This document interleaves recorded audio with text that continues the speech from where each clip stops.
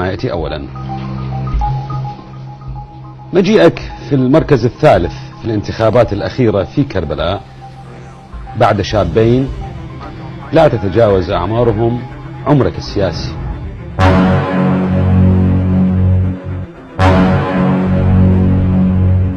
المال اليوم هو اللي يحصد الأصوات.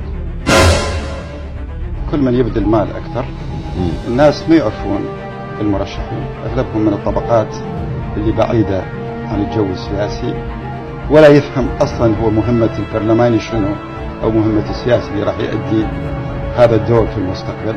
فلذلك يقول لك هسه فعلا ايش تعطيني؟ تعطيه يصوت لك.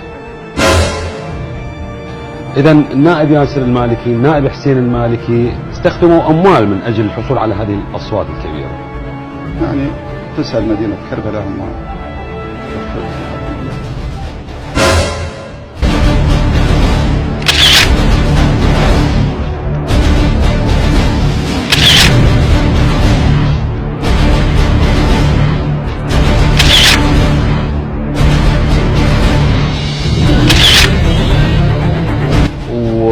هذا الموضوع تحسبه على الامين العام لحزب الدعوه، تحسبه على رئيس الوزراء انه سمح لاقربائه اولا فنساله المال هذا مال سياسي لو مال خاص؟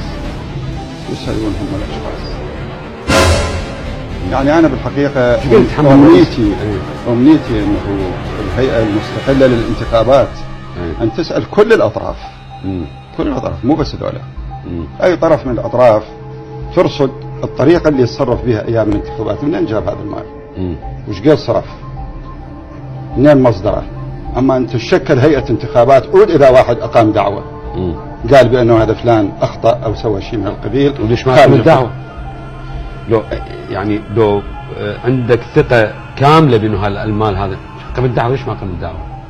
أحيانا لو خصوصية الأشخاص اللي فيه طبعا خصوصية ما خلتك تقوم وهي مسائله.